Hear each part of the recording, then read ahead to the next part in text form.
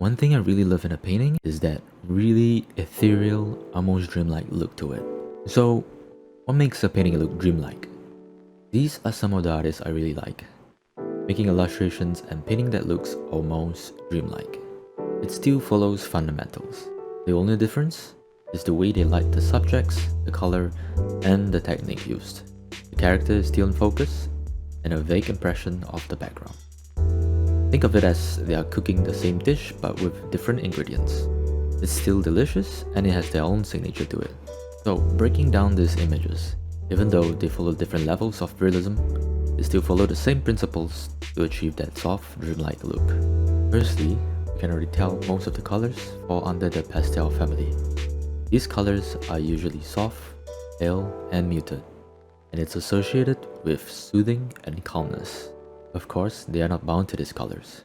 Like Redum, they mix high saturated colors relative to the overall painting, giving their subjects emphasis and contrast. All they have in common is that ambient color follows a muted cool color palette with a strong warm light. And moving on to what stands out the most, my favorite, lighting. The way the use of lighting on their subject. The soft glow or halo-like effect, definitely one of the main things that stands out. It's also a term called bloom effect, or optical bloom. In real life, this happens with a camera lens that's pointing at an intense light source. The light reflects back to the lens and scatters it, making the light look like it's bleeding onto the darker areas. This effect can also happen when the light is in an environment with a thick, foggy atmosphere. But some artists like using this effect to bring in a more dramatic look using some post-processing techniques like blurring or multiply layers, giving the scene a sort of dreamlike glow.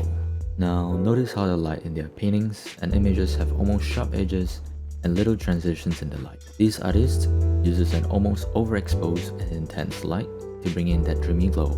It's intense enough to take away more value changes and simplifies the light shapes. And when paired with a simplified environment or background, it stands out as one of the key focus to this piece. Now, all these amazing artists have vastly different styles, but it follows the same principles. Achieving a soft atmospheric dreamlike feel in the painting, how they handle light, colors, and edges, paired with the intense lighting and muted colors to reduce visual tension, and also a simplified impressionistic background. Now, going into my own painting, I have this character and it fits well with their background and lore, a creature that exudes elegance and out of this world. They are sort of like a dragon that's transformed into a human. They live in a space that exists between realms in one of my world building projects, so I have the perfect setting for them. I had the idea in mind where they're playing a strategic game of Go or Weiqi with another player, and I guess the rest is up to your interpretation. I was wondering how I can tell the narrative as best as I can, so I came up with some thumbnails. I really like the top-down angles, but it doesn't show the main character's domineeringness, that's a word, and tension. And there also weren't one that shows a clearer story than the over-the-shoulder shot. So I decided to work with the third thumbnail. It clearly shows the main character and the actions around the board game. But before I finalized, I went into Blender to sort of play around with the angles to see if I could come up with a better shot. In the end, I stuck with this and will sort of solve any problems along the way. Okay, as I start this piece, I mark down and plan where things are supposed to be in rough details. And then we have to set up a stage for the dreamy vibe. With colors that falls closely to a moody dark ambient setting. Not too saturated, pushing towards muted greens and cyan. Trying not to stray too far away from these colors, I even put an underpaint of greens behind the characters, making sure the shadow sort of merges into the environment. I'm painting in the environment first, as it makes it easier to light and color the characters. When doing the ambient occlusion for this piece, I had to make sure it's not too dark, because when the light is intense enough, it creates a sort of atmospheric glow and it will spread towards areas that are close by. With that, I also have to balance the darkness levels for a more semi-realistic look. The lighting will be a primary element that creates any sort of contrast. I set up the lighting so it wouldn't shine directly onto his face, and it hits the side of his body, acting as a highlighted glow from the darker background and the warmth contrast with the cool environment.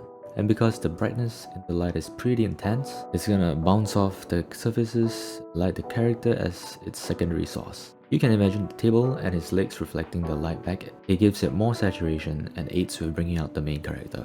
Okay, I originally wanted him to be pouring a cup of gold liquid, but it ended up being tea. And I should have just did the board game in Blender. At this point, I'm quite happy with where the light is going. So I'm making corrections, adding details and subsurface scattering. Also, as an artist, you have the power to exaggerate. Normally in a scene where the room is confined and have such an intense light, it's gonna really brighten the room and the environment outside. So this is up to your artistic decision.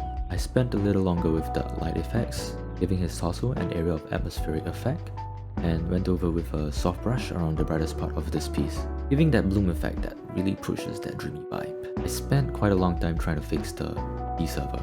I added her because I was trying to frame her and balance the silhouette of the guy on the right, but I ended up removing her, which was a good thing because it made the scene more formal and sort of intimate. I think the framing still works because of the structure on the left, the bonsai tree, and I almost completely forgot about his tails that was in my character design, and since he was a half dragon half human. So yeah, the rest of it is just me polishing the piece, and if you've made it to this point, thank you for watching it. It would really mean a lot to me if you subscribe and give this video a thumbs up. I do enjoy making these videos as it gives me an organized and clearer thought process. So yeah, you can follow me on my socials with a more consistent update of my works, and I hope you like it.